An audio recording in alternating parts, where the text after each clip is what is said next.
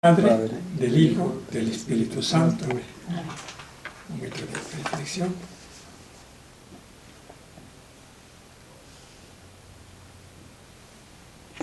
Te damos gracias, Señor, porque tu palabra sigue siendo viva y eficaz entre nosotros. Reconocemos nuestra impotencia e incapacidad para comprenderla y dejarla vivir entre nosotros. Ella es más poderosa y más fuerte que nuestras debilidades, más eficaz que nuestra fragilidad, más penetrante que nuestras resistencias. Por eso te pedimos que nos ilumines con tu palabra, para que la tomemos en serio y nos abramos a aquello que nos manifiesta, para que confiemos en ella y le permitamos actuar en nosotros de acuerdo con la riqueza de su poder.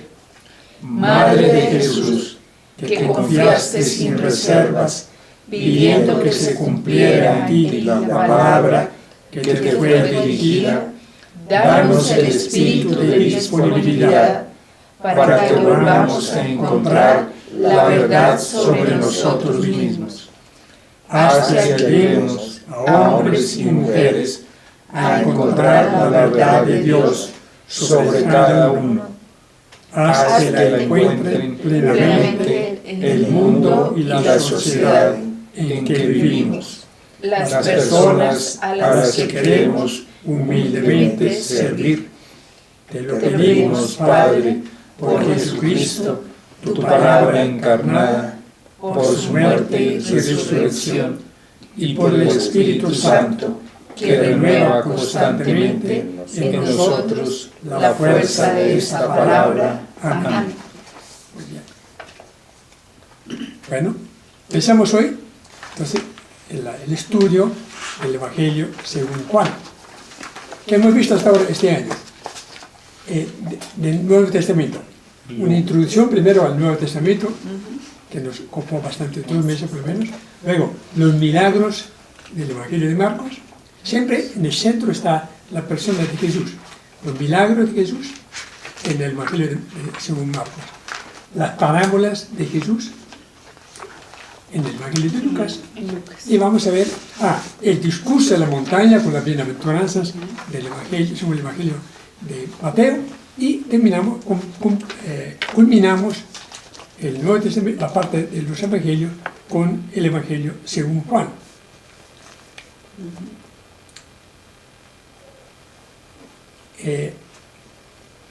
¿Qué nos han aportado? Sí, la pregunta es esta. ¿Qué rasgos o qué facetas de Jesús nos han aportado los 3 evangelios que hemos visto hasta ahora? Son 3 facetas diferentes, ¿no? En uno es el discurso de la montaña, que es el portal prácticamente del Nuevo Testamento, porque es el primer evangelio. El otro, los milagros, son acciones de Jesús. Y el tercero son las parábolas. ¿Qué podemos concluir de estas tres enfoques o 3 formas de acercarnos a la persona de Jesús? Siempre detrás de cada uno de los evangelios está la personalidad de Jesús, el Hijo de Dios. ¿Qué conclusión podemos sacar de las 3 formas de acercarnos a la persona de Jesús? Yo siento que es la síntesis del camino, de cómo nosotros, viendo cada rasgo de Jesús, de misericordia, de amor, de cómo ver al prójimo, de todos los ejemplos que da a través de las parábolas y demás, cómo nosotros también como cristianos deberíamos actuar. Nuestro deber ser está reflejado en cada una de las parábolas, en cada uno de los textos que hemos visto. Y gran reto. Sí. Pues alguna vez hablábamos de la personalidad de Jesús, de que él era radical, Bueno, sí, exactamente. de que él era Original, libre, original, radical, y que hacía siempre la voluntad del Padre. Yo creo que eso, digamos que en todos los evangelios, o por lo menos a mí me ha ratificado cuál es el significado de cada uno de esos 3 rasgos. Además que en la vida de cada cual hay siempre esas 4 facetas, ¿no? digamos, el discurso de la montaña son una serie de normas, leyes, con las cuales Jesús actualizó y radicalizó, ¿no? Los mandamientos de la ley. Los milagros son actuaciones. Sí, aquí estamos. Se presenta a nosotros Jesús en su diferente forma de actuar con nosotros, ¿no? Enseñándonos, el discurso de la montaña, las bienaventuranzas, ¿no? La interpretación luego, actuando los milagros, la misericordia, la bondad, la ternura de Jesús para con los enfermos, etc. Y en tercer lugar, las parábolas. Las parábolas son enseñanza a partir de la vida. Sí, ahí está un poco, no solamente representada la vida de Jesús, de esta personalidad formidable que es Jesús, sino también nuestro propio vivir, como decía tú, nuestro camino. Está hecho de obras, de reflexiones, de obediencia, ¿no?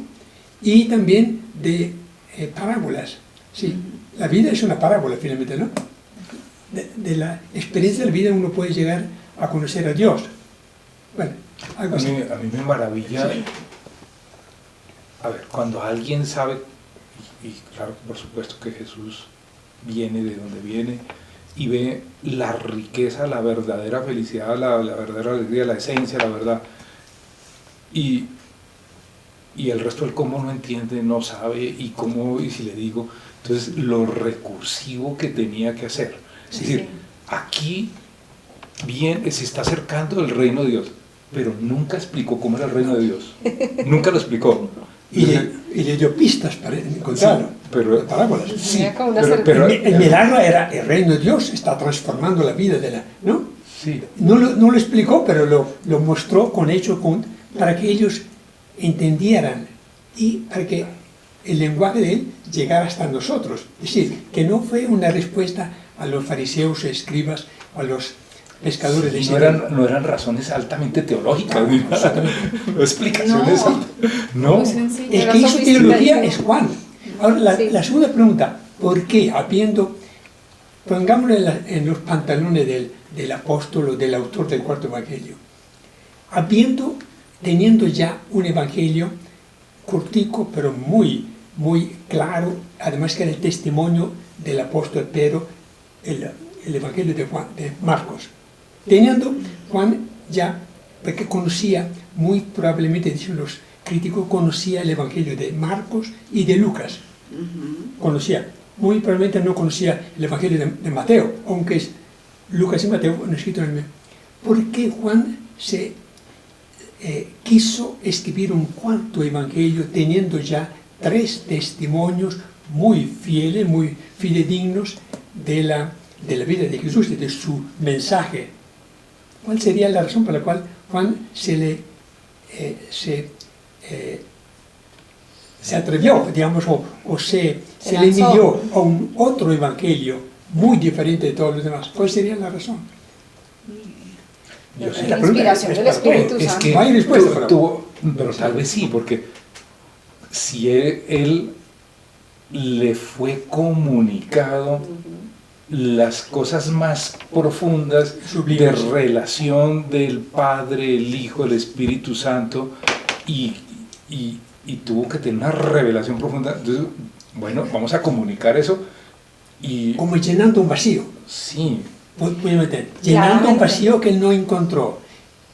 La teología, la cristología de Juan es bastante diferente de la de Mateo, de Marcos y de Lucas, aunque hay similitudes. Vamos a ver ahora un comparativo.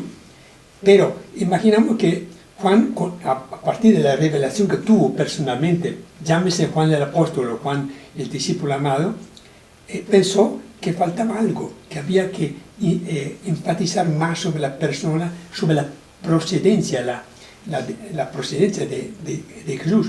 Porque Marcos dice que empieza su evangelio a partir del bautismo de Jesús. Lucas habla de la concepción virginal del nacimiento de Jesús. Mateo también empieza con una genealogía.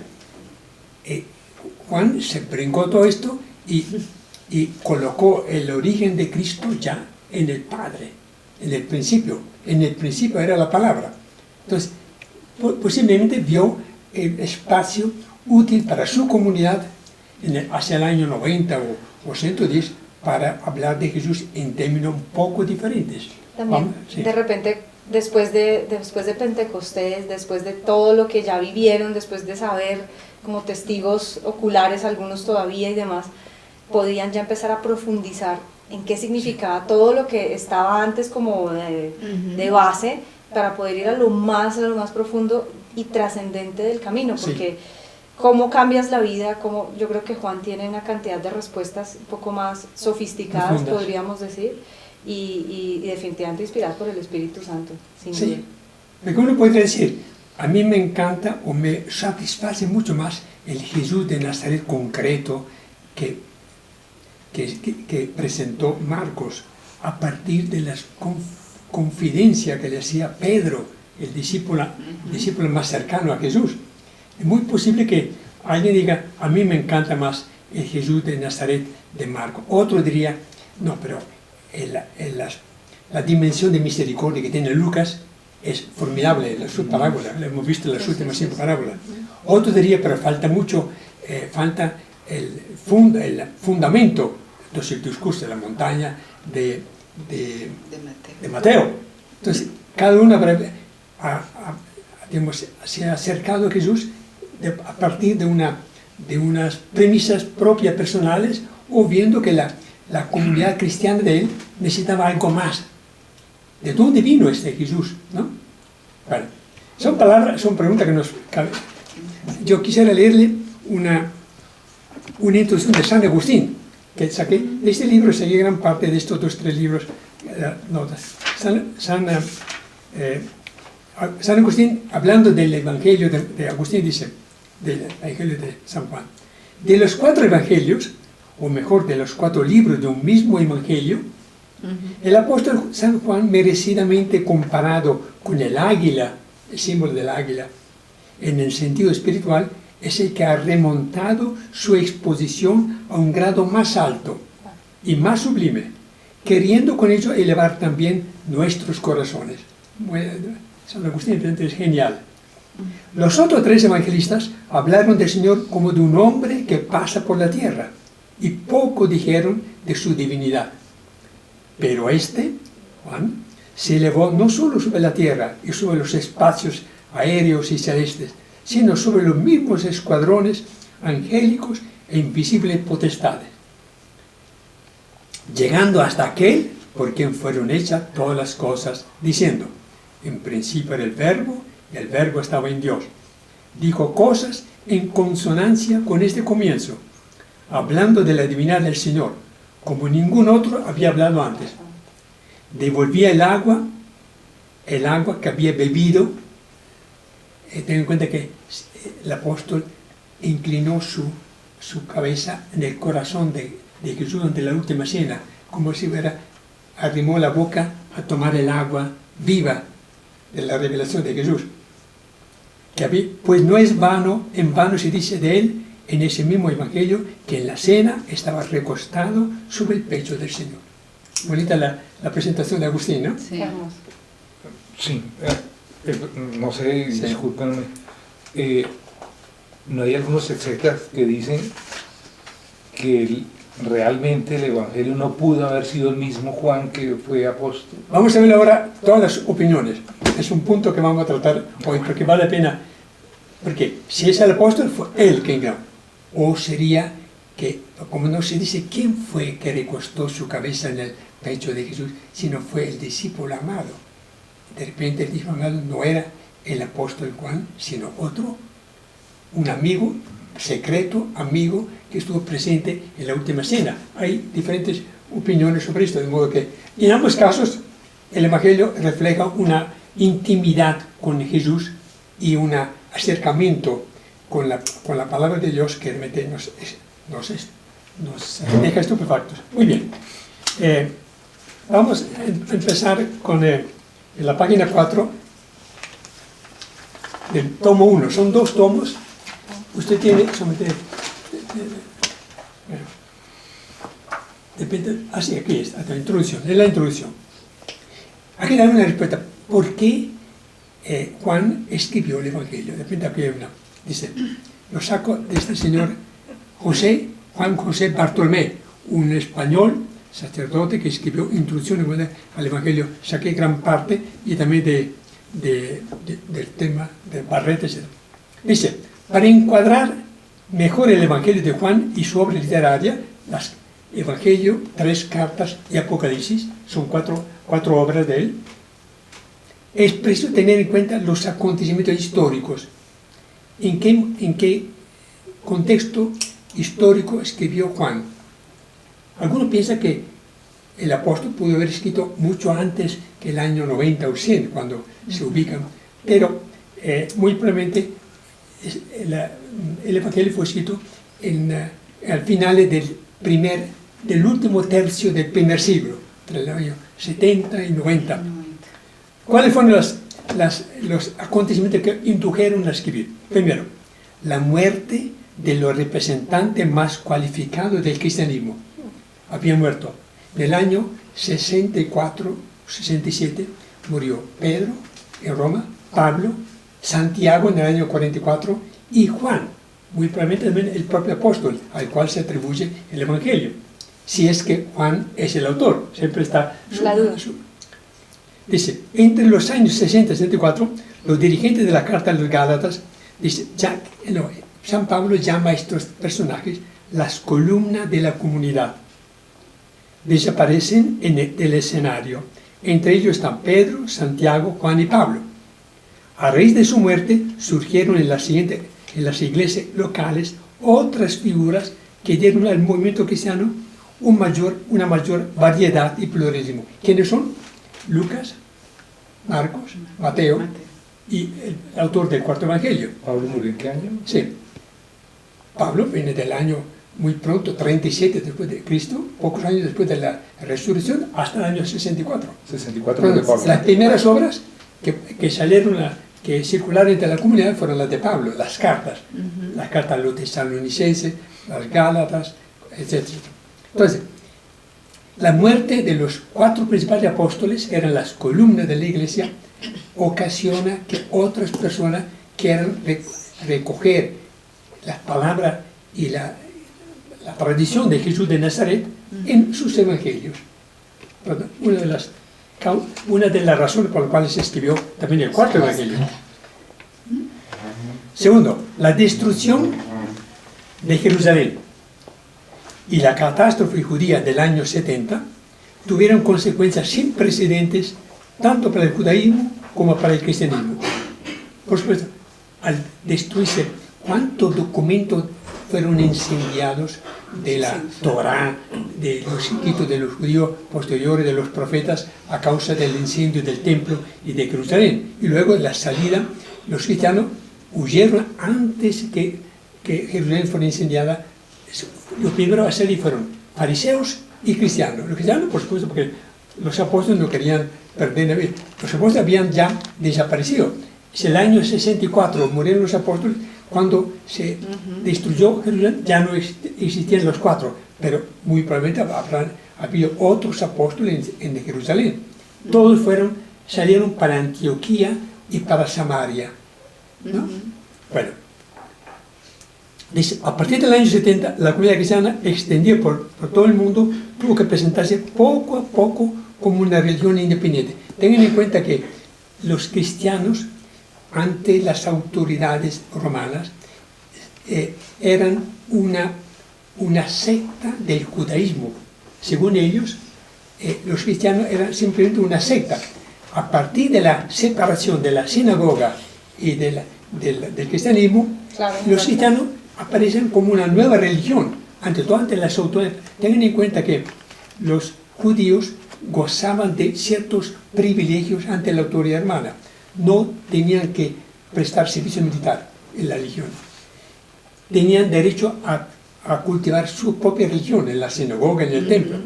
Al separarse la sinagoga, la religión de los judíos, del cristianismo, la comunidad cristiana estaba expuesta a las persecuciones del Imperio Romano, porque eran una secta según unos autores la peor secta, porque los acusaban que estaban comiendo niños. Porque, claro, porque la Eucaristía aparecía como un rito satánico para ellos. Entonces, Comer luego, mi carne, sí, mi sangre. claro. Entonces los odiaban a los cristianos porque, primero todo, no reconocían al emperador como un dios, porque César Augusto se había autoproclamado como dios, y los demás emperadores, Diocleciano y Nerón. En segundo lugar,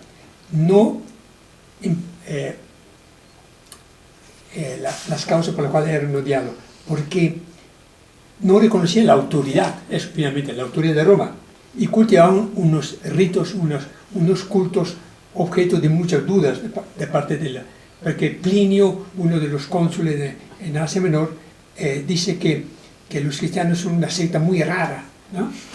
Entonces, esto les causó muchos problemas a los cristianos, la destrucción de Jerusalén y la separación entre sinagogas.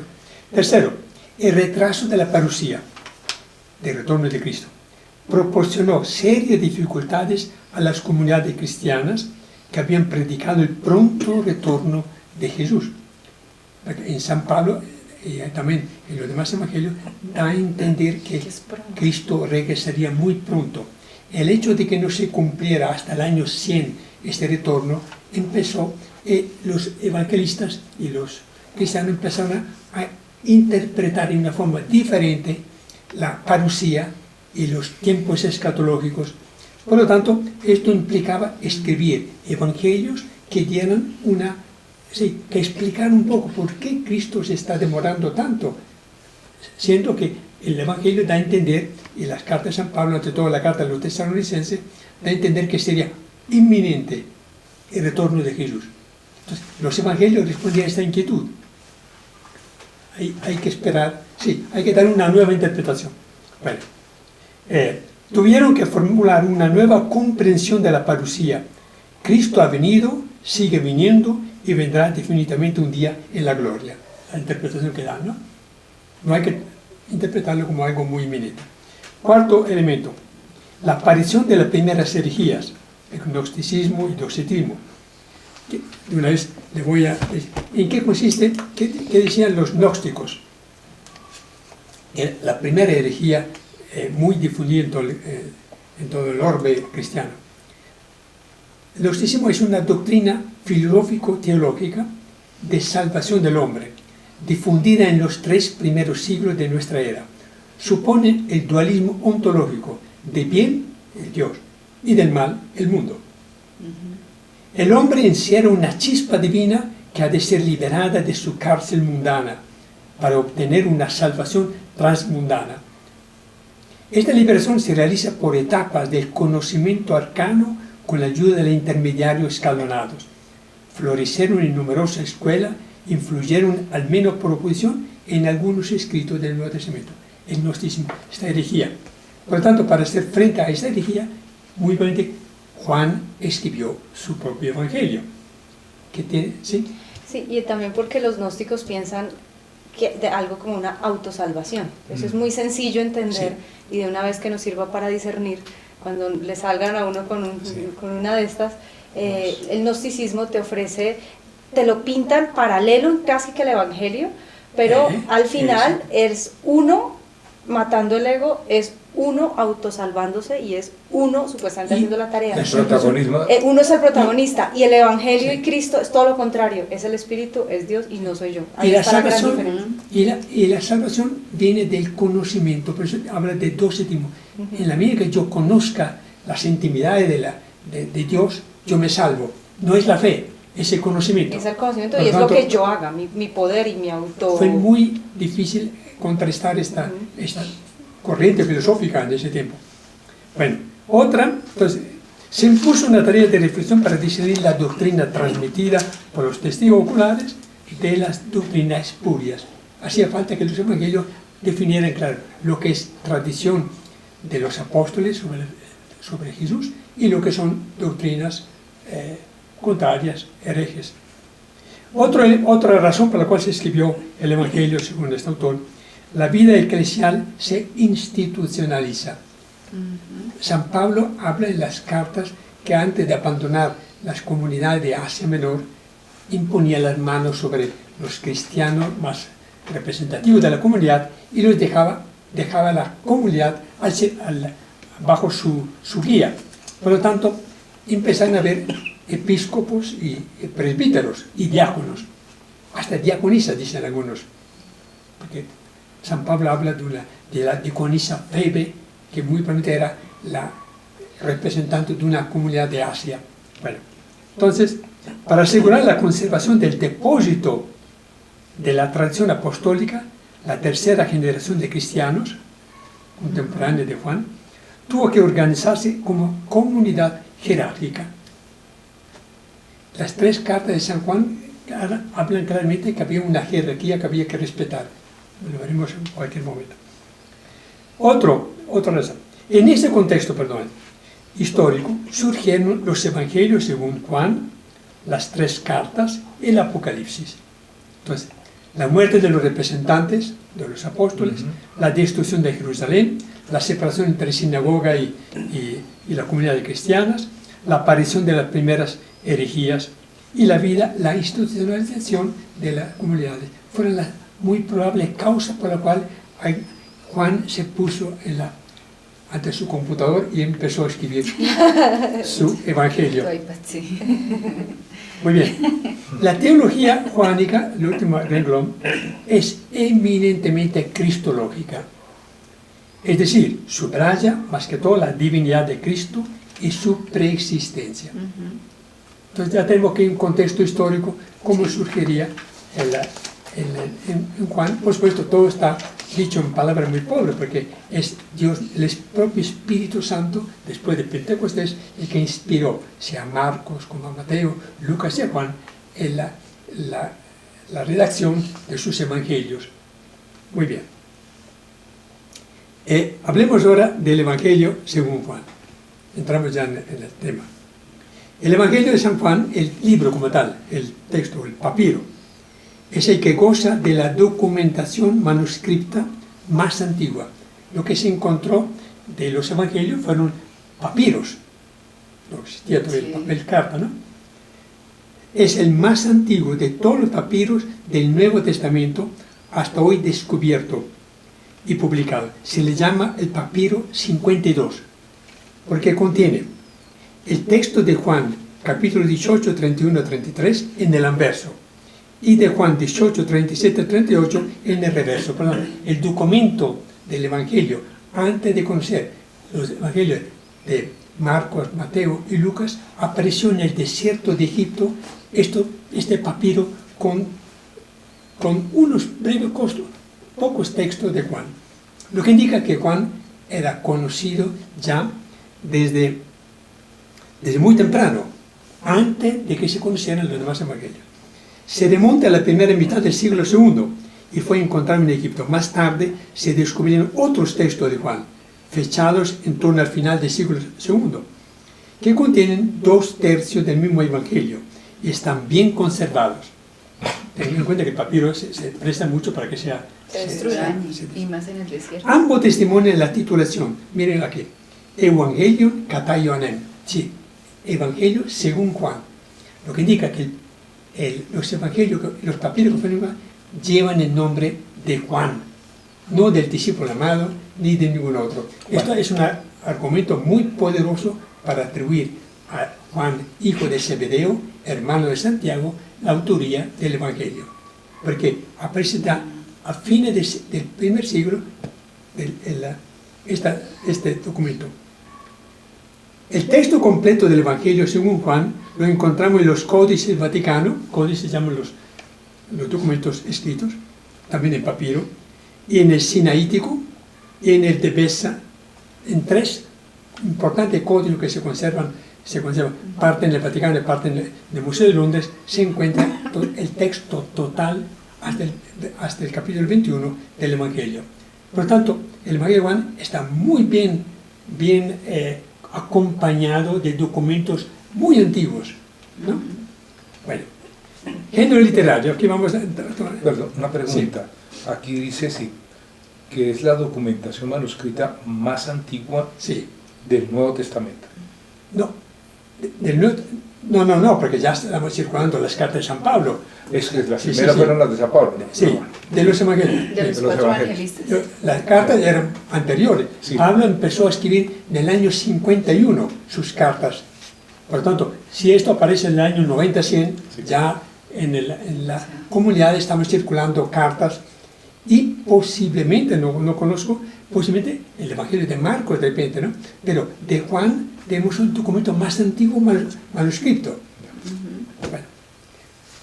El Evangelio según Juan es el único evangelio escrito en el cual no aparece ni una sola vez las palabras técnicas, ni evangelio, ni predicar, ni conversión, y tampoco el reino de Dios. A diferencia de los 3 sinópticos, que Marco empieza comienzo del Evangelio del Hijo de Dios. Es así, por tanto.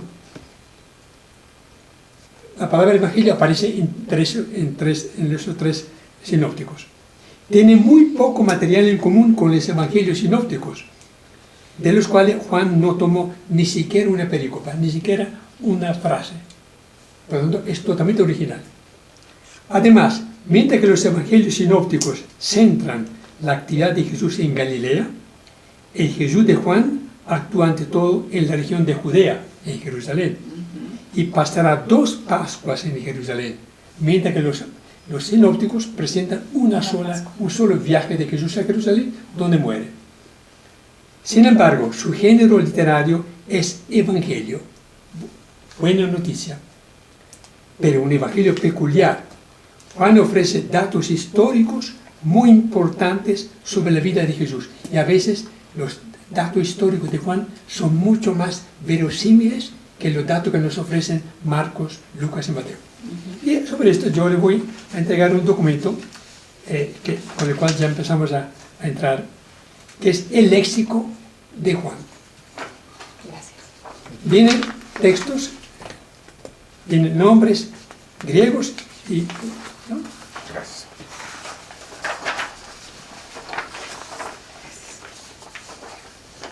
Eso. Entonces veremos el lenguaje, Gracias. ya que hablamos del género literario, se habla del lenguaje de Juan. Esto lo saqué de este señor. No, de un libro también que dice Nadie ha visto Dios. Así. Yo le compré hace poco un libro de Pius Ramón Tragán y Marinella Perroni, catedrático de la Universidad de San Anselmo. Dice, a primera vista, resulta evidente que el cuarto evangelio es obra de uno de los autores más originales del Nuevo Testamento. Basta analizar el vocabulario juánico, que es el léxico, para confirmar su originalidad. El pensamiento juánico es el resultado de una interpretación de la vida histórica de Jesús de Nazaret, concebida bajo la luz de la resurrección del Hijo de Dios, como cumplimiento de las promesas mesiánicas de los profetas. Su diccionario es netamente doctrinal. El lenguaje del cuarto evangelio es muy sencillo y en el plano del léxico es más bien pobre. Miren acá, comparándolo con los otros 3 evangelistas. Por ejemplo, el número de términos utilizados por el cuarto evangelio es muy limitado, 1011 palabras, diferentes, ¿no? Cuando en Mateo encontramos 1691 palabras diferentes, en Marcos 1345 y en Lucas 2055. Lo que indica que el léxico, el lenguaje de Juan es muy sencillo, pero muy doctrinal, muy profundo, pero muy pobre en cuanto a riqueza de diccionario.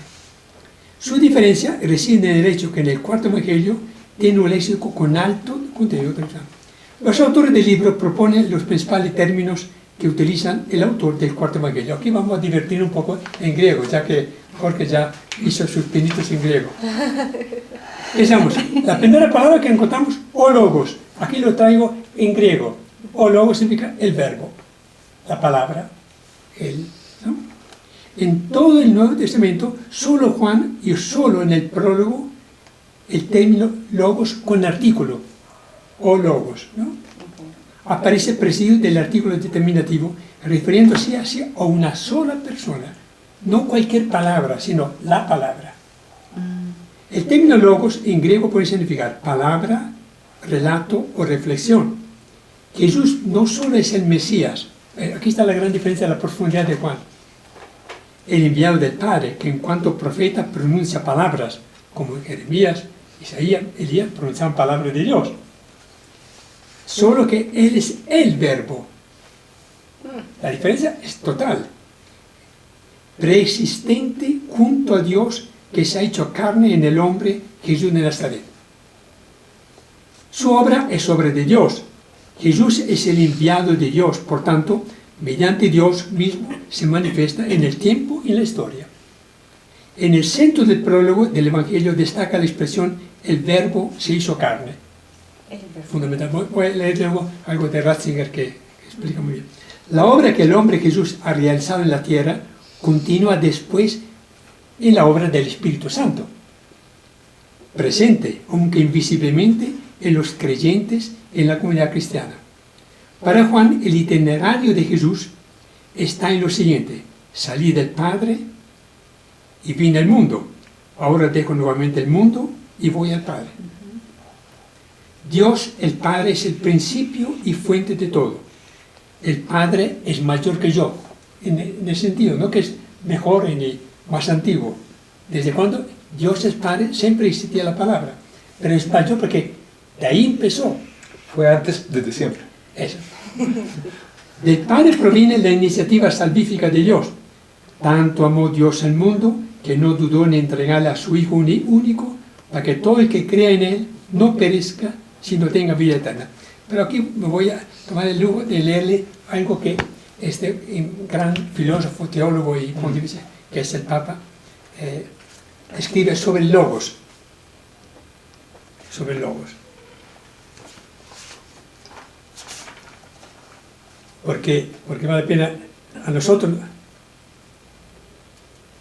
no nos dice mucho la palabra logos, pero para quien tiene un conocimiento, miren lo que dice el Papa Ratzinger sobre logos, en este libro Introducción al Cristianismo. Dice, a partir del prólogo de Juan, la noción de logos se sitúa en el centro de nuestra fe cristiana en Dios. Logos significa razón, sentido, pero también palabra. Un sentido, por tanto, que es palabra, que es relación, que es creador. Dice, el Dios que es logos nos garantiza la racionalidad del mundo, la racionalidad de nuestro ser, la razón, dice, la adecuación de la razón de Dios con la adecuación. ¿Qué significa esto? El hecho que todo lo que existe, el universo, el hombre, venga de un logos, va en contra de ciertas interpretaciones, que el mundo, el hombre, es producto del destino. Mucha gente dice así, ¿no? De la casualidad. Somos fruto de una mente perversa que creó el hombre, lo tiró al mundo para que sufriera. Fruto del azar, ¿no? Los que creen en la generación espontánea. La generación espontánea. Sí, dicen que después de muchos miles de años, sí, por casualidad el hombre empezó a pensar y llegó a ser Homo sapiens, ¿no? Sí, se levantó y dejó de ser mico, sí, y entonces ahora si en cambio nosotros creemos que viene de un logos, que es la razón última de Dios, cambia totalmente. El hombre desde el comienzo fue pensado, previsto y deliberado por Dios, así como va. Bueno, entonces el logos entonces tiene mucha más importancia de lo que dice la propia palabra.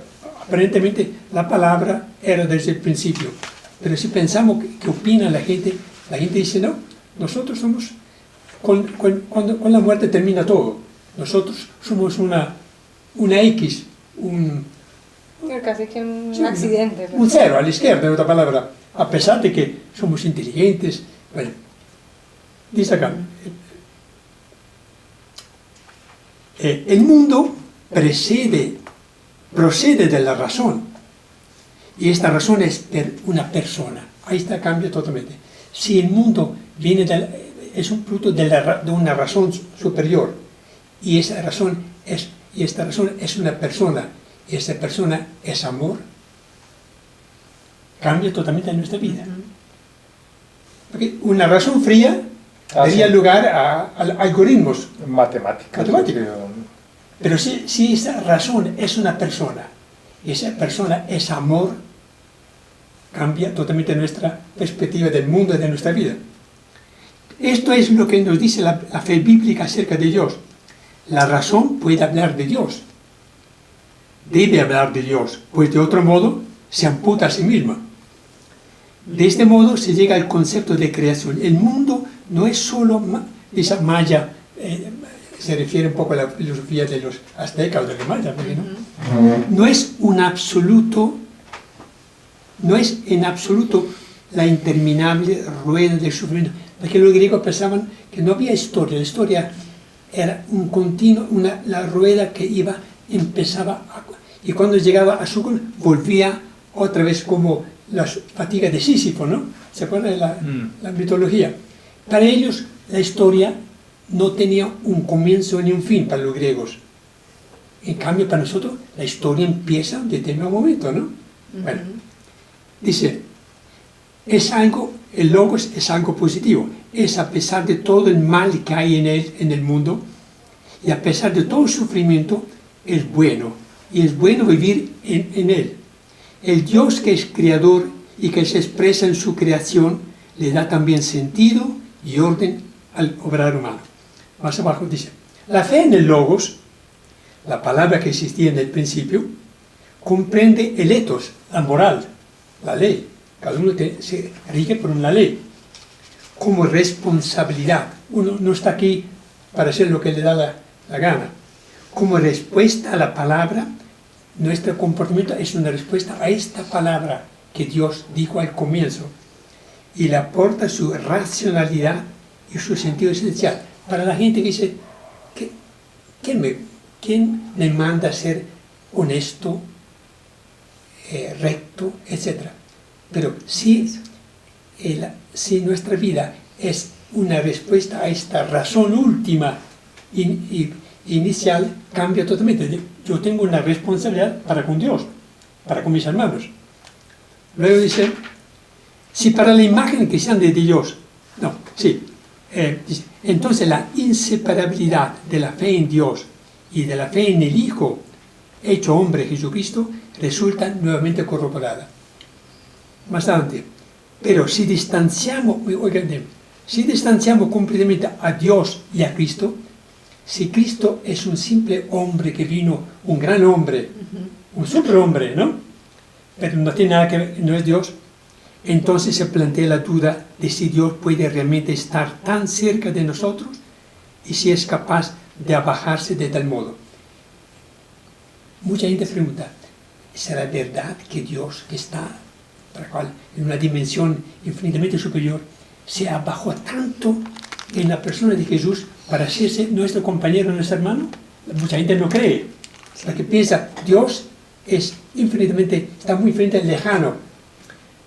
Y si Dios no es un Dios con nosotros, entonces era tan solo un Dios ausente, y por tanto no es Dios. Un Dios que no puede actuar no es Dios. Si Él fue tan solo un hombre, si Jesús fue tan solo un hombre, entonces queda irrevocablemente relegado al pasado. Murió Jesús, se acabó. Ya, la historia ya está. Sin embargo, si Dios se ha hecho verdaderamente humano y es a la vez verdadero hombre y verdadero Dios, entonces forma parte, en cuanto hombre, del presente de Dios que abarca todo el tiempo. Entonces, solo entonces, está presente entre nosotros, contemporáneo nuestro en nuestro hoy.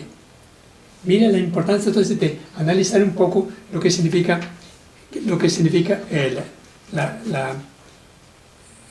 palabra logos. En esta parte dice, a Dios nadie lo ha visto, jamás, lo dice San Juan, ¿no? Dios unigénito que está en el seno del Padre es quien lo ha dado a conocer. Lo ha manifestado para que lo vean nuestros ojos y lo palpen nuestras manos, de modo que aquel a quien nunca ha visto nadie es ahora notorio y palpable para nosotros en la historia. Bueno, habría cosas más, obviamente. Y también en otro documento que tengo, de repente voy a sacar una fotocopia, y dice, ¿qué nos dice el prólogo? Mire, ¿qué dice acá? En el trasfondo del primer versículo está alguien que pronuncia la palabra, alguien que es el Dios Altísimo, el misterio absoluto, el inefable, el inconocible, el omnipotente, el silencioso, el incondicionable, el incomprensible. Dios es ese misterio que confiere fundamento y razón de ser a cada hombre y a cada realidad. El que creó el mundo, etc.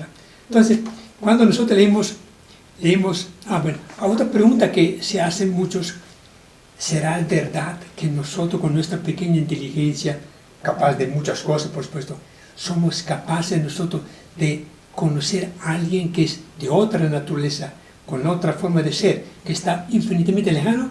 También la pregunta muy seria. Un gran teólogo, Rahner, dice que el hombre fue creado para conocer hasta Dios.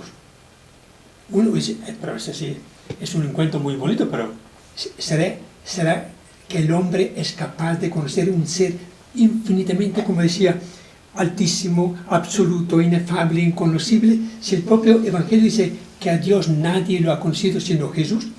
¿Será que el hombre común y corriente, nosotros, podemos llegar a conocer a Dios? Es una gran pregunta, porque de eso depende que nosotros creamos en Dios y creamos en Cristo. Porque si el hombre se inventa a su Dios, a su imagen y semejanza, ¿no? Entonces simplemente Dios es una criatura nuestra, ¿no? A mí Dios lo veo así y yo creo en ese Dios. Otro lo ve en otra forma y por lo tanto se comporta en otra forma. Esta es la razón por la cual San Pablo, cuando habló a los... hoy, en el texto, en la primera lectura de hoy, en la carta, cuando habló en el Areópago de Atenas, en el Agorá de Atenas, dijo que el hombre, aún tanteando, puede conocer al verdadero Dios. Entonces, es un argumento muy poderoso, que el hombre, a pesar de sus limitaciones, puede conocer a Dios verdadero. Si lo dice San Pablo, ¿no? Creemos que esto es verdad. Y los teólogos modernos han dicho que efectivamente el hombre tiene una capacidad de trascenderse a sí mismo y de conocer algo más que sus cosas tangibles, ¿no? No su totalidad, sí. Pero sí... No su totalidad, pero sí conocerlo. Sí, conocemos algo de Dios, por ejemplo, la existencia de Dios, la superioridad de Dios, la trascendencia de Dios, la sabiduría de Dios, lo vemos a través de la creación. Entonces, la palabra logo dice mucho más, como decimos, que lo que aparentemente aparece. Bueno. Miremos entonces ahora otra palabra, otro léxico. Sigamos con nuestra cuenta. Otra palabra es agape, amor. Mire, en Mateo aparece una sola vez, en Marcos una vez, en Lucas no se habla de esto, en Juan 7 en el Evangelio y 21 veces en las cartas, lo que indica que es una palabra muy importante del léxico de Juan. Agapao, amar, significa tratar con amor. El término expresa en primer lugar la relación mutua entre el padre y el hijo. El amor inicia allá. El padre ama al hijo, el hijo ama al padre. Miremos un texto de Juan. Si me amáis, y agapáteme, guardaréis mis mandamientos. Y yo pediré al Padre y os dará otro paráclito, para que esté siempre con vosotros, el Espíritu de la verdad, a quien el mundo no le puede recibir, porque no lo ve ni lo conoce. Pero vosotros los conocéis porque mora en vosotros. Otra palabra es morar en vosotros. Os doy otro texto. Os doy un mandamiento nuevo, que os améis como yo os he amado. Por lo tanto, la palabra amor es una palabra muy corriente en el Evangelio de Juan. Digamos. Otra palabra es phos, luz. Phos. 7 veces en Mateo en Marco una vez, en Lucas 7 veces, en Juan 23 veces. Porque digo que vos es una palabra importante del lenguaje de él. Juan utiliza este término para expresar la vida, aquella vida que nunca podrá ser vencida por las tinieblas. Yo soy la luz, vos, y he venido al mundo para que todo el que cree en mí, a mí no sigan las tinieblas. Otro texto. En efecto, todos los que se comportan mal detestan y rehuyen la luz. En cambio, los que actúan conforme a la verdad buscan la luz. Entonces, término luz. Otro término, pneuma, que no son los neumáticos nuestros, pero es el espíritu, soplo. Pneuma significa soplo, viento o inspiración divina.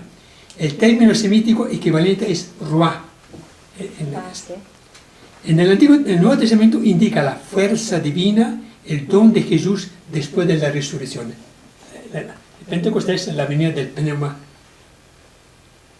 Muy bien. Bueno, aquí hay un texto. Lo nacido de la carne es carne y lo nacido del espíritu es espíritu. Un texto. Os he dicho estas cosas estando entre vosotros, pero el Paráclito, el Espíritu Santo, to pneuma to agion, que el Padre enviará en mi nombre, os lo enseñará todo y os recordará todo lo que os he dicho. Entonces, la presencia del Espíritu Santo en el Evangelio de Juan. Otro término muy común, zoe, vida. En Mateo 5 veces creo. En Marco 4 veces, en Lucas 5, en Juan 26 veces. Eso da a entender que el Evangelio de Juan tiene una importancia para adquirir la palabra vida, espíritu, amor, fundamental en la vida de cualquier persona, ¿no? Juan, el término siempre está combinado por eterna, vida eterna. Significa vida después de la muerte. Entonces, importante para nosotros, para nuestra esperanza. Quien da esa vida es Jesús mismo, pero es el Espíritu el que hace nacer de nuevo. Jesús respondió a Marta, yo soy la resurrección y la vida. Dice la palabra zoe, la vida. El que cree en mí aunque muera, vivirá. Y todo el que vive, kai zoe, cree en mí y no morirá jamás. Otra palabra muy común, doxa, gloria. Mateo tiene 7 veces, Marco 3, Lucas 13, Juan 18 veces habla de la gloria, de doxa. Glorificar también es otro nombre. En Juan 18 veces habla de glorificar. Según el cuarto evangelio, en Jesús se encuentra la plenitud de la gloria, la doxa del Padre, y su misión consiste en darla a conocer a los hombres. Y la palabra se hizo carne y puso su morada entre nosotros. Y hemos contemplado la gloria que recibe, la gloria de Dios, que recibe del Padre como unigénito. Vamos a encontrar ahora leyendo el Evangelio estos términos que ya podemos compararlo ahora con nuestro mini diccionario. Acuo significa escuchar. 58 veces lo utiliza, pero Mateo también, 63. Lucas 65, entonces todavía más que el propio Juan. En el cuarto evangelio significa recibir la palabra de Dios y asumir su revelación. Indica también acoger a Jesús, la persona de Jesús, como hijo de Dios, creer en él, obedecer, acuo, escuchar. Hay texto.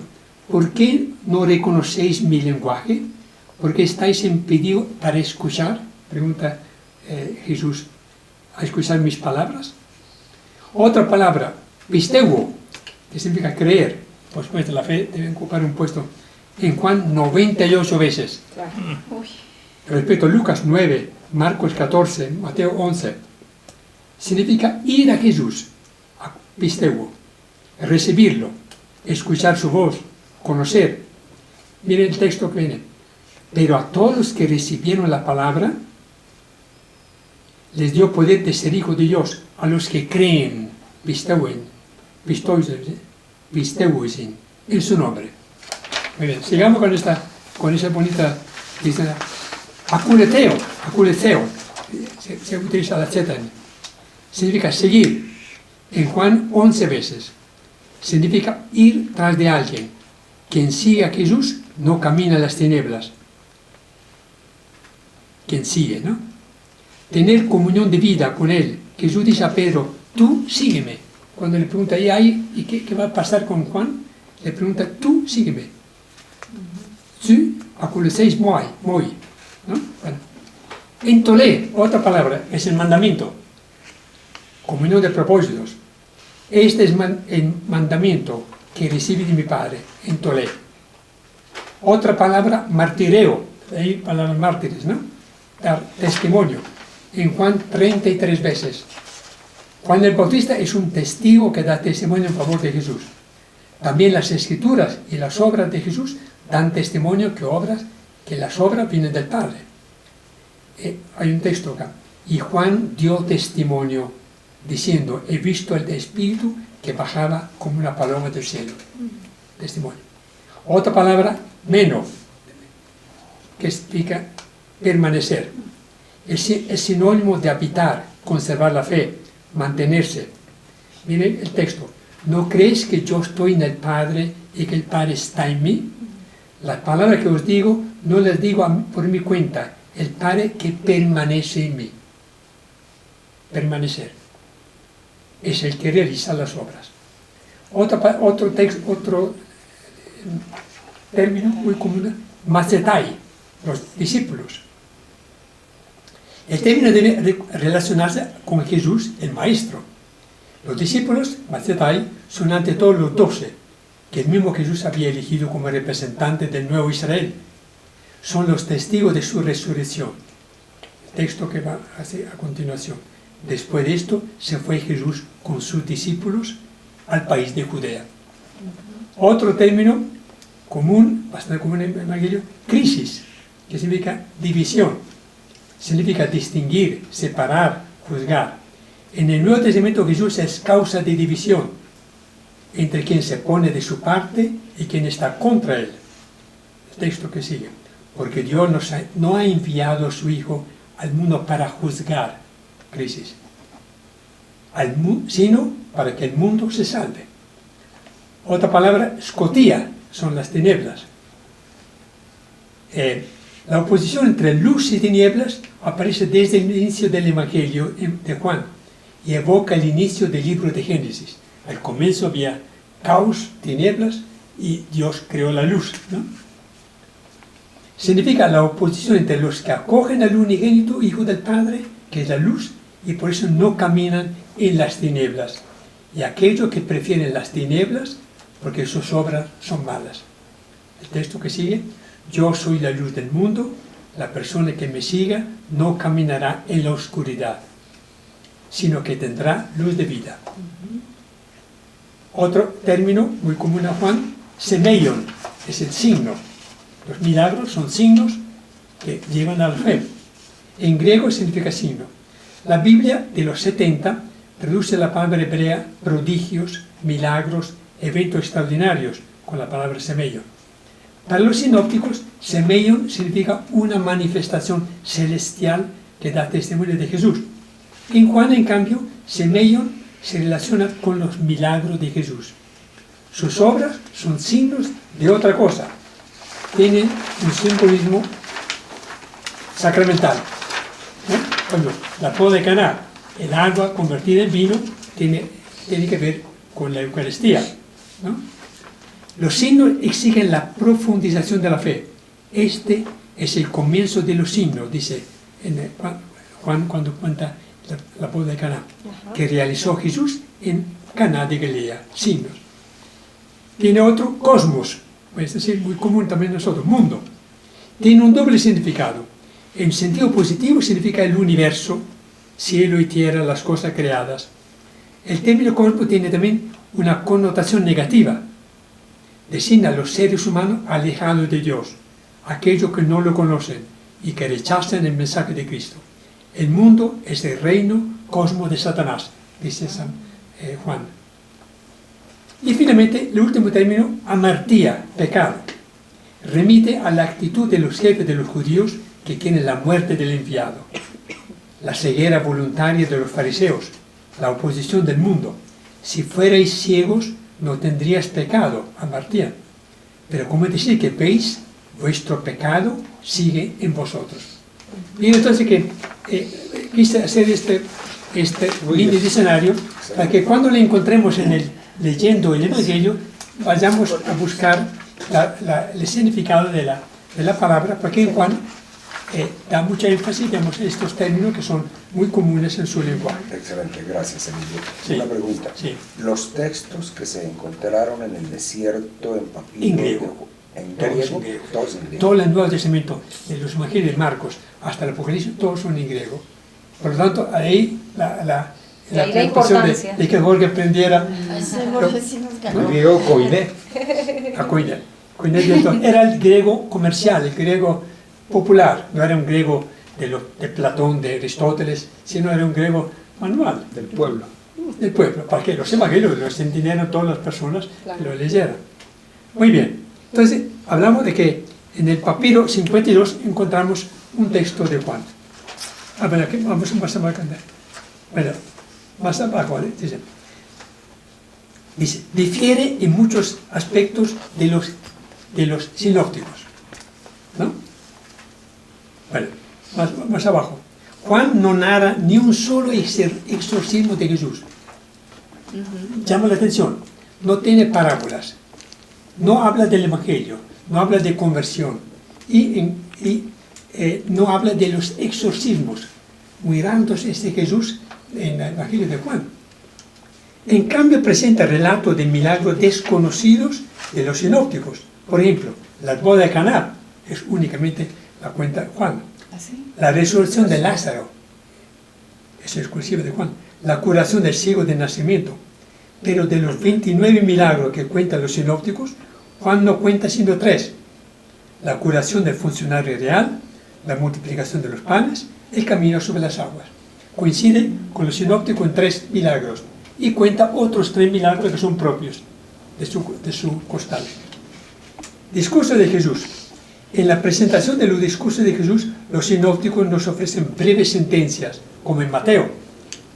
Juan nos ofrece largos discursos. Vamos a ver algunos. El Jesús de Juan habla de lo que ha visto y oído junto al Padre, y lo que él mismo es: pan del cielo, luz del mundo, puerta, pastor, resurrección y vida, camino, verdad y vida. Entonces, enriquece mucho más los discursos de Jesús porque traen revelaciones nuevas. ¿Ya están? No, bueno. Intento de explicación. ¿Por qué Juan es tan diferente de los 3 sinópticos? ¿Quiere leer aquí a continuación? Ay, perdón. ¿Por qué? Aquí vienen preguntas muy comunes. ¿Por qué Juan es diferente de los sinópticos? Se supuso que Juan, conociendo la tradición sinóptica, intentó integrarla con sus recuerdos personales. Para otros, Juan sería un escrito que corregiría o superaría la imagen de Cristo de los sinópticos. Otros dicen que Juan, aunque conociera el material sinóptico, quiso escribir su propio evangelio en respuesta a los retos del momento. ¿Qué opinan ustedes? Las tres Ella conocía. explicaciones son Sí. muy razonables. Pero ¿cuál es la respuesta? No sabemos. Porque Juan emprendió esta tarea de escribir un evangelio muy diferente de los sinópticos, y también de dónde sacó, cuáles son las fuentes de Juan. Esta es la pregunta todavía más grande. ¿De dónde sacó Juan la información que encontramos en el prólogo, en otros aspectos? Y ya existían las cartas de Pablo y ya existían los existía la otros carta de 3 San evangelios. Pablo, ¿sí? Existía el Evangelio de Marcos, de Mateo y de Lucas. ¿Por qué él se empecinó en escribir un evangelio nuevo, aparte? Yo creo que el Espíritu Santo le pide. Bueno, sigamos. Autor del cuarto evangelio. Aquí viene ahora la explicación viene de ¿quién es el autor? El debate en torno al autor del cuarto evangelio se debe a que, si se niega que Juan el Zebedeo Hijo de Zebedeo, ¿no? Sí. haya sido el autor del evangelio, eso implicaría negar la autoridad apostólica a su evangelio, y eso le restaría valor histórico. Para asegurar la apostolicidad del evangelio, no sería necesario, estrictamente hablando, afirmar que Juan fue el autor del evangelio, sino que bastaría demostrar que detrás del Evangelio estuvo alguien que garantizara su valor testimonial y la autoridad apostólica. Después, si resulta posible, se podrá identificar esa persona, ese alguien, con los datos que el mismo Evangelio nos presenta. Nunca en ninguna parte del Evangelio él dice que es Juan. En cambio, en el Apocalipsis, sí, yo Juan. De modo que, bueno, ahora sigamos, siga, tranquila. De entrada hay que reconocer la antigüedad y solidez de la tradición que relaciona el cuarto Evangelio a Juan, el apóstol, hijo de Zebedeo. Cuando el cuarto Evangelio fue aceptado como libro canónico, era considerado como escrito del apóstol, testigo ocular de los hechos. Tengan en cuenta, si nosotros damos tanta importancia, bueno, creemos que los evangelios, los cuatro evangelios, traen la tradición propia de los testigos oculares que vieron a Jesús, que lo conocieron, que lo tocaron, que vivieron con él 1, 2 o 3 años. Esto nos da plena confianza que los evangelios traen la palabra propia de Jesús. ¿Lucas lo habrá conocido? Sí. No, perdone. Los evangelistas, ninguno de los evangelistas de repente ha conocido el propio Jesús. Pero traen la tradición. La tradición significa recogieron lo que los apóstoles predicaron en las diferentes comunidades de Palestina y de Palestina. Por lo tanto, creemos de que lo que traen, sea la tradición de Pedro o de los demás apóstoles, traen la verdadera palabra de Jesús, la revelación de Jesús. Entonces, detrás de cada uno de los 3 evangelistas se supone que hay una autoridad superior, que son los apóstoles que predicaron la buena noticia y que los evangelistas trajeron. Si, en cambio, si en el Evangelio de Juan no fuera el apóstol, porque no tenemos otro nombre, no es un evangelista, podemos pensar de que el autor se inventó cosas o creó su propio evangelio diferente. Entonces, el problema de la autoría del evangelio tiene cierta gran importancia. Aunque dice acá, bastaría demostrar que detrás del evangelio estuvo alguien que garantizara su valor testimonial. Supongamos que fuera el discípulo predilecto de Jesús. Fuera de repente una persona muy allegada a Jesús, aunque no era Juan el hijo de Zebedeo, ¿sí? Aunque fueran diferentes personas, tenemos la confianza de que ese discípulo amado de Jesús tenía tanta familiaridad, tanta accesibilidad a Jesús, que su evangelio tiene fundamento, ¿no? Muy bien, sigamos. Yo tengo una pregunta antes, porque encontraron los papiros, ¿cierto? Y están firmados como Juan. No, firmado no, dice o dice Evangelio de Juan. Exacto. Pero vamos a ver la razón por la cual no es Juan de repente. Pero digamos, como la escritura de todos procede del mismo, pues digamos, cuando yo escribo la caligrafía, dice sí. Miremos los argumentos que siguen. Según, ¿se acuerdan de este episodio en el cual la madre de Juan y de Santiago preguntó a Jesús qué puesto ocuparía o quería que sus hijos ocuparan un puesto previo? Jesús le pregunta, ¿seréis capaces de beber el cáliz que yo voy a beber? Ellos no contestan, sí lo beberéis. Según este texto de Marcos, Santiago y Juan sufrieron el martirio, el cáliz amargo es el martirio, antes de que fuera escrito el Evangelio de Juan. Por tanto, si ellos sufrieron el martirio antes del fin del siglo, Juan no puede ser el autor del Evangelio. De acuerdo. Además, Juan era un analfabeto, era un pescador. Se supone que la altura del lenguaje del Evangelio no va muy bien con un simple pescador. Claro que el Espíritu Santo puede ser milagros, ¿no? Pero bueno, son preguntas. Leamos a continuación. Hacia el año 180, Irineo de León. 180 después de Cristo, ¿no? Irineo de León, recogiendo la opinión de otros, escribe que Juan es autor del Evangelio. Irineo informa que Juan vivió en Asia durante el imperio de Trajano, año 98 a 117 después de Cristo, y apoya su testimonio en Papías y en Policarpo, a quienes conoció y escuchó en edad temprana, y que a su vez Policarpo se había relacionado con Juan y con los demás que habían visto al Señor. Los apóstoles. No sabemos si ese Juan, a quien el obispo Policarpo conoció, es el apóstol u otro Juan.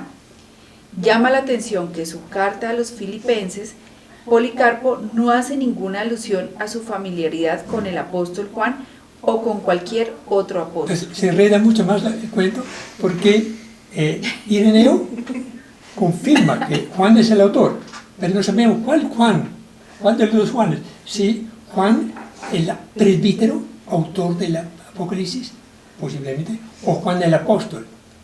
Sigamos. Otro. Eusebio de Cesarea, año 263 a 339, citando al obispo Papías, corrigió el testimonio de Irineo y advirtió que se había equivocado al identificar el presbítero Juan, del que hablaba Papías, con el apóstol del mismo nombre. De lo que dice Papías se deduce que hay que distinguir entre Juan apóstol y Juan el presbítero, ambos discípulos del Señor. Siga. Contra la atribución tradicional del Evangelio al apóstol Juan se levantan dos objeciones: el martirio temprano del apóstol y la atribución del Evangelio al presbítero Juan.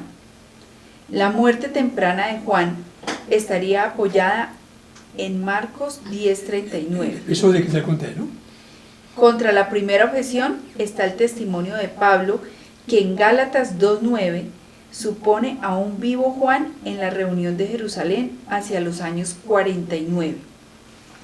Respecto a la segunda objeción, se sabe muy poco sobre la persona del presbítero Juan, como para atribuirle el cuarto evangelio. En el Hechos de los Apóstoles, Pablo dice que fue con Bernabé a Jerusalén después de su conversión. Y de ahí conoció a Pedro, a Santiago y Juan. Lo que indica Juan estaba vivo a pesar de que Marcos da a suponer que había sido así martirizado. En el año Sí, 48. eso. Entonces hay opiniones, sin embargo, a pesar de todo esto, sigue campante la opinión que Juan el apóstol, detrás del Evangelio está él. De repente, no el primer esbozo del Evangelio, mas no el Evangelio actual. Hubo otras manos que intervinieron en la actual. Otros dicen que es de la comunidad de Juan, simplemente. Otros de la comunidad juánica. Otros dicen, dicen que el amigo, la única persona, amigo, querido, amado de Jesús era Lázaro. Pudiera ser Lázaro. Otros dicen que la forma tan tierna con que pudiera ser de María Magdalena. No. Y Juan Ay, sí, además qué era un raro. hombre, yo creo que de moda en Bueno, son opiniones. Que, Todavía. Todavía, sí. La pluma que escribió este Evangelio no puede ser de un hombre, sino de una mujer amiga íntima de Jesús. Lázaro era amigo íntimo de Jesús.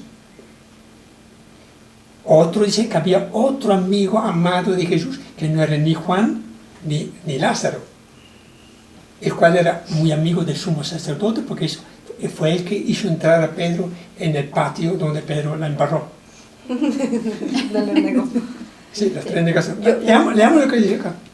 Testimonio del propio Evangelio. Testimonio del propio Evangelio. El cuarto Evangelio no nombra nunca su autor. En Juan 13, 1, 20, 31, aparece la figura enigmática del discípulo a quien Jesús amaba. Mencionado pocas veces, pero siempre en momentos importantes.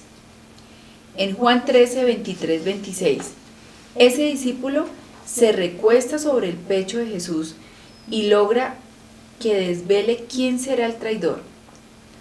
En Juan 19, 25, 27, acompaña al pie de la cruz a la madre de Jesús. Siempre es el discípulo a quien Jesús amaba, nunca Juan. Nunca los relacionan. Sí, Nunca dice el nunca se nombre. coincide. Nunca los cruzan. Okay. En Juan 19:35, cuando el relator habla de la muerte de Jesús y se apoya en el testimonio de un testigo veraz y testigo presencial, parece que debe identificarse con el discípulo preferido. Sin embargo, parece que esta última cita no pertenece al primer estadio redaccional y probablemente esa era una glosa. En Juan 20:2-10 se menciona a Pedro y al otro discípulo que podría ser el discípulo amado. Estos datos no ayudan a una identificación segura con personas que sean ya conocidas de la tradición evangélica. Ahí argumento en favor que fuera el discípulo amado y otro parece que no tan importante, digamos. Lo único que puede concluirse es que el autor material del cuarto evangelio contó para elaborar su relato de la muerte de Jesús con un testimonio de primera mano, pero no es razonable pensar que este sea el caso para todo el evangelio, ni sabemos quién era ese testigo. Porque si leemos exactamente el relato de la crucifixión, dice, yo fui testigo, pero no sabemos quién era el testigo ocular, pero lo que transmite es la versión personal y segura de alguien que estuvo presente. Sigamos. El capítulo 21 del Evangelio de Juan, considerado como no original, Únicamente el capítulo 21.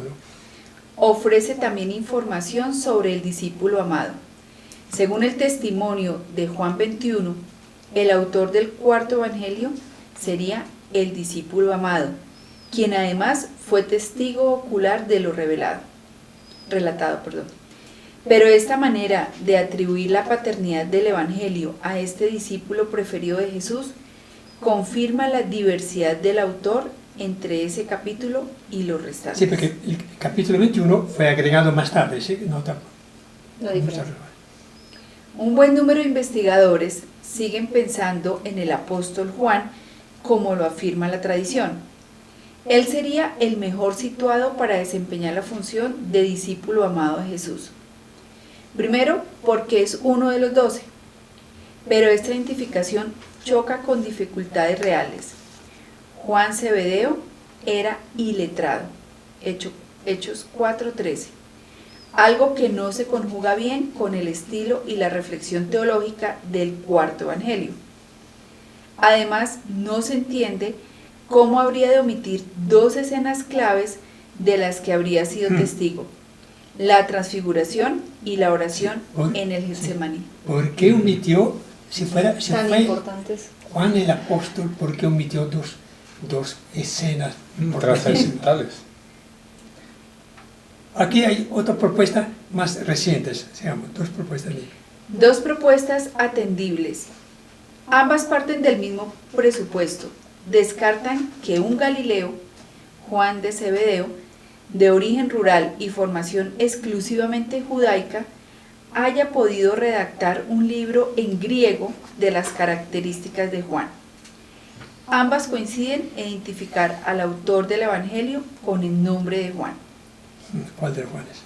Según el estudioso católico R. Brown, Dominico ya murió, de Estados Unidos, escribió libros, un gran crítico del Nuevo Testamento. la predicación de Juan, transmitida oralmente en pequeñas unidades, fue puesta por escrito por el mismo apóstol Juan con la ayuda de secretarios, a los que personalmente Juan transmitía las líneas de su pensamiento y que fueron responsables de su redacción. Cuando Juan se estableció en Asia Menor, Éfeso, necesitó de un discípulo que dominara el griego. A este le debemos el Evangelio canónico. El actual, sí. Entonces, reconoce que el apóstol Juan fue el que, después de su traslado a Asia Menor, a Éfeso, dictó páginas o la línea principal de su pensamiento, de lo que fue un secretario, un discípulo que dominaba el griego, que escribió el Evangelio canónico que tenemos. Es un intento de conciliar las dos cosas, no negar absolutamente la autoridad apostólica del Evangelio, pero tampoco atribuir páginas muy digamos, con un griego muy pobre, pero de otra manera que no hubiera dominado un judío. Sí. La segunda pregunta, la segunda propuesta.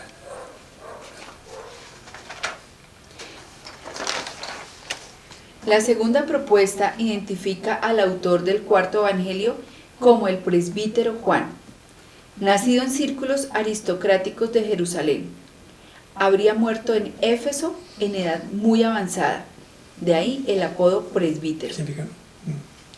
La identificación con el discípulo amado fue obra de sus discípulos que redactaron el evangelio. Ese presbítero fue testigo en su juventud de la muerte de Jesús. Se adhirió muy temprano a la comunidad primitiva, vinculándose allí con el apóstol Juan Zebedeo, del grupo de los 12, y con Felipe de los 7. Abandonó Jerusalén hacia los años 40 y misionó en Samaria. Emigró al Asia Menor al comienzo de los años 60. En Éfeso creó la comunidad en la que gozó de gran autoridad. Tras un breve destierro en Patmos en los años 70, sobrevivió a la generación apostólica y también a la mayoría de sus discípulos. Su conciencia de testigo ocular y la convicción de disponer del Espíritu Santo... Disponer, no sé a qué punto, ¿no? Al revés, el Espíritu Santo dispone de él. Más bien, le confirió gran capacidad creadora y autoridad indiscutida. ¿Te das cuenta? No hay una respuesta segura. ¿Quién fue el autor? Muy probablemente intervino el propio apóstol en alguna forma, porque se dice que la tradición que murió en Éfeso, lo que indica que tomó a María en su casa, en su comunidad, ¿no? No hay ningún documento que diga que en Éfeso está la tumba de María, no se habla en ninguna parte, ni de Juan, pero la tradición dice que murió en Éfeso. Y que muy probablemente, entonces, es muy probable que las dos cosas, que en algo intervino el apóstol Juan Zebedeo, y gran parte del evangelio se debe a una persona mucho más ducha, mucho más hábil en el manejo del griego, ¿no? Y con esto no hemos resuelto el problema, que sigue siendo un enigma. No sabemos quién fue realmente, pero muy probablemente gozaba de gran autoridad por su familiaridad con Jesús de Nazaret, con los apóstoles y con María también. Aunque María no era teóloga como para que le ayudara a escribir el prólogo, ¿no? Pero igual yo creo que es la clara demostración que es el Espíritu Santo que atraviesa, sí, y que toma a alguien que de pronto no sabe ni escribir, sí, y le sopla. O simplemente que la paternidad del Evangelio puede ser de Juan, pero en el núcleo, más no toda la riqueza, que muy posiblemente sea de otra persona. Si el Espíritu Santo permitió que nosotros no conociéramos el autor, es por alguna razón. También. Que creamos. También, igual, dice lo lo que que dice la dice. fe. La Iglesia muy pronto, a pesar de que inicialmente el Evangelio de Juan tuvo mucha resistencia a ser aceptado como libro canónico, porque iba en contravía de todos los tres sinópticos, poco a poco se convencieron, porque pensaron que era más bien de la línea agnóstica, por el lenguaje de él. Sí. Pero poco a poco lo aceptaron y es parte del Del Nuevo Testamento. sí, Pues y adicionalmente de los que libros son, canónicos. pues de lo poquito que yo he leído de Juan y que le he puesto atención, es que es muy amoroso. Claro. Entonces, digamos que esa es la parte bonita que hay como que ver. Que es posible justificando de que fuera del discípulo amado. Tú Claro, eres una sí, persona amado. muy especial, ese discípulo que tuviera tanta confianza y familiaridad con Jesús. Pero ¿será él o será el propio apóstol que ocupó esta puesta? No sabemos. Pues sí, Terminamos. ¿Dónde se escribió? vayamos. ¿Tú querías? pues si Dios tuvo la opción en un momento dado de difundir varios lenguajes en distintas personas y estar hablando tan diferente sin tener ni idea. Completando ¿Por el qué penta, ¿no? pero también llama la atención profundamente que capítulos tan importantes de la vida de Jesús, como las bodas de Caná, como la resurrección de Lázaro, Sí. Solo estén contemplados en el Evangelio de Juan. Y Sí, no, sí, ninguno de los otros tres ni siquiera pasa de cerca son todos preguntas. esos capítulos. Son preguntas que Pero dejan- ignoró otros milagros. Entonces uno dice, ¿por qué?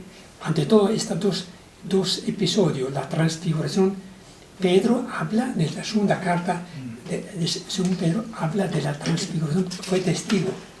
Santiago no escribió, de repente, no escribió ningún libro, porque la carta de Santiago que tenemos en el Nuevo Testamento no es de Santiago, hermano de Juan, sino de Santiago, hermano de Jesús, el pariente de Jesús.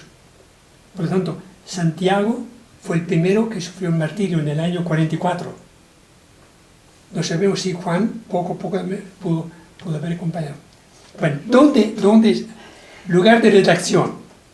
Teniendo en cuenta que el autor escribe para comunidades cristianas ante las cuales desarrolla la plenitud del testimonio de Cristo,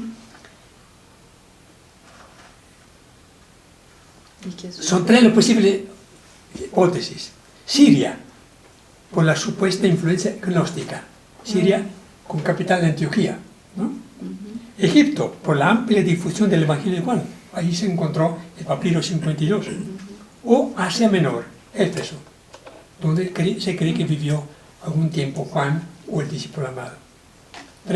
Tampoco sabemos entonces tampoco de los demás evangelios conocemos dónde. Se supone que Marcos escribió desde Roma, porque estaba siguiendo a Pedro, que Lucas escribió de Antioquía, también Mateo, muy probablemente. Tiempo de redacción. La presencia en el Evangelio de Juan de una cristología avanzada nos obliga a estudiar su redacción definitiva hacia fines del primer siglo o a comienzos del segundo. 99 o 110, a más tardar. Con el cual termina la revelación. Ningún otro escrito posterior de los padres de la Iglesia se considera como inspirado. Con el Apocalipsis y las tres cartas termina la época de la revelación de Jesús. ¿Nos queda tiempo todavía? No. Yo creo que para arrancar otro tema ya no. Bueno, para arrancar. Bueno, ¿qué expectativa tienen ustedes sobre el Evangelio de Juan? No, pues comprender la trascendencia de lo que dice para poder realmente intronizarlo. Sí. Es decir, las parábolas nos han agradado mucho porque eran ejemplos vivos sacados de la vida del pueblo de Galilea, de Judea. Muy importante para entender cómo Jesús era un maestro increíble, que escuchaba al Padre y expresaba su doctrina, ¿no? A través de palabras, de ejemplos muy tiernos, muy agradables, ¿no? Sí. Como el del ama de casa que está amasando el pan, etc. Las aves que no tejen, ¿no? Bueno, el discurso de la el discurso de la montaña de Mateo es muy doctrinal, ¿no? Y además es muy radical. Moisés os dijo, yo os digo, ¿no? Sí. Pero tiene las bienaventuranzas que son bellísimas, ¿no? Sí. De cada uno de los evangelios nos encanta cosas diferentes. Los milagros de Marcos son el que más cuenta milagros, ¿no? Sí. Creo que son unos 18, 20 milagros. La expectativa nuestra, por la parte mía, es de encontrar al Jesús de Nazaret, ante todo, que tiene una relación muy extraordinaria con su padre, porque siempre menciona lo que os digo, lo que yo hago, lo escuché, lo vi hacer a mi padre, ¿no? Entonces, nos introduce en la intimidad Jesús y su Padre, y luego del Espíritu Santo. De modo que creo que vamos a encontrar cosas que nos van a llenar mucho en el Evangelio de Juan, pero también que es el más difícil de los cuatro evangelios. Sí, Dice cosas que uno no... Camilo, O sea, que el Espíritu nos ayuda a entender. Sí. preguntaste qué expectativas, y la gran expectativa que en lo personal tengo es, para mí es muy muy notorio que los tres evangelistas que hablan del Señor como hombre que pisó la tierra, y Juan habla de la divinidad de Jesús. Y con esta introducción tan valiosa de hoy, las investigaciones que tú has hecho, muchísimas gracias. Que yo copié, ¿eh? No. Pero Independientemente, es bueno Emilio, traer cosas que eso solamente lo hace una persona que tiene la profundidad tuya, perdón. y la curiosidad. Sí. Pero para cerrar el punto, Sí. la divinidad de Jesús y la grandeza con que muestra temas tan sensibles y tan profundos, es un complemento de los otros tres evangelios, de los otros escritos de los tres evangelistas, que nos da otros parámetros para poder... Es sobre eso que Jesús se apropia de la palabra sagrada Yahvé. Yo soy el pan, que es lo mismo. Yo soy la puerta, yo soy el agua. Esto nos deja bastante, porque ninguno de los evangelistas se atrevió a colocar en los labios de Jesús la palabra yo soy, que es Yahvé. Que eran del antiguo. Y a mí me da la sensación, es como, así como por decirlo de manera pictórica, como que Juan nos invita a meternos en la intimidad de la intimidad de Jesús, la intimidad. Pues sí, nosotros y esto es atractivo desde todo punto de vista. Poder mirar más allá de lo que nos dice Marcos, Lucas y Mateo, mirar su relación con el Padre. Y es algo que... ¿De dónde vengo? Sí. Sí, eso es...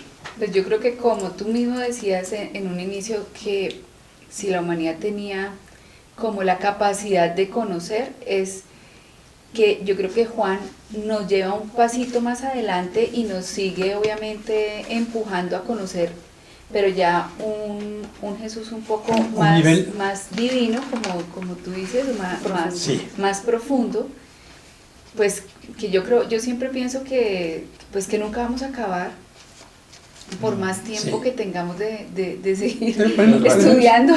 Por lo menos dejar la introducción. Pero por lo menos, exacto, tratar de disfrutarlo todos los días. Miren lo que escribe Rahner sobre la capacidad, que tú tocas este tema, la capacidad del hombre de conocer a Dios. Porque la gran pregunta es, ¿será verdad que Juan, lo que nos pinta Juan, lo que nos revela Juan, está al alcance del hombre? ¿No será que nos inventamos que conocemos a Dios, el Dios de Abraham, de Isaac, de Jacob, el Dios de Jesucristo, o nosotros nos inventamos?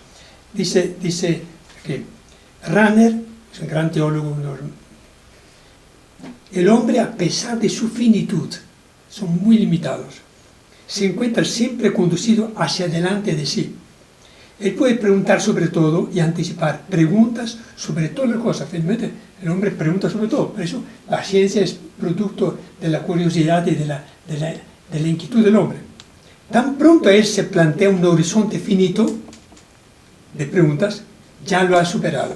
Cada día nosotros encontramos que la ciencia va dando paso a gigante, ¿no? Por lo tanto, el hombre no se contenta, no se limita. Él experimenta su finitud y la desborda. Se experimenta como un ser capaz de trascenderse a sí mismo. Es decir, se experimenta como un espíritu. Porque la carne, lo físico no alcanza a hacer esto, es la inteligencia del hombre. Situado en el espacio, en el tiempo de su historia. Pero solo puede ser espíritu en la medida en que se abra a los fenómenos sensibles. El hombre es aquel que está capacitado para escuchar en su historia la palabra de Dios. Porque si nosotros damos una respuesta, ¿será que nosotros podemos escuchar la palabra de Dios? El Logos, que actúa en esta libertad. Esta palabra, autorrevelación de Dios, es una palabra libre del Dios de la libertad. Es una palabra de amor. Todo está en esto. Si nosotros creemos que nosotros somos capaces de comprender, de conocer a Dios, la palabra de Dios, está resuelto el problema más grande. Entonces yo creo que la Biblia es palabra de Dios y yo me ciño mi vida, mi comportamiento a esta palabra. Si yo niego que el hombre no es capaz y que se inventa su Dios a su arbitrio, a su capricho, Entonces yo no tengo que estar leyendo la Biblia porque doy por descontado que Dios está más allá de mi conocimiento. Pero si Dios ha creado un hombre capaz de trascenderse a sí mismo y de escuchar a alguien que está al otro lado del río, al otro lado de la ribera del tiempo y del espacio, que es la eternidad, entonces yo empiezo a tomar en serio. Siempre y cuando crea que el hombre sí es capaz, porque Dios nos ha hecho así. Porque si nosotros fuéramos producto del azar o del destino o de una mente malvada que nos tiró aquí, yo diría, ¿cómo voy yo a pretender de conocer a Dios? Pero si Dios es una persona y si Dios es amor, yo creo que Él nos hizo capaces de entrar a dialogar con ese Dios que es amor. ¿Qué opinan? Este es el gran planteamiento con el cual tenemos que arrancar la lectura de Juan, porque él inicia, en el principio era la palabra. Y lo más grande de Dios es que ese amor que nos da, la única exigencia, la más, seguramente en el sentimiento de Dios, la más simple para Él, pero la más complicada para nosotros los seres humanos, es amar a nuestro prójimo. Sí, además. Es lo que Él nos pide. Es el mandamiento nuevo que nos deja Juan en la última cena, es Él. Que os améis unos a otros. Este es el mandamiento. Sí. Muy bien, terminamos. Gracias. Con nuestro rezo del Padre Nuestro, con el cual se abarca todo. Y terminamos diciéndole, Padre Nuestro. Padre nuestro, que estás en el cielo, santificado sea tu nombre. Venga a nosotros tu reino. Hágase tu voluntad en la tierra como en el cielo. Danos hoy nuestro pan de cada día. Perdona nuestras ofensas, como también nosotros perdonamos a los que nos ofenden.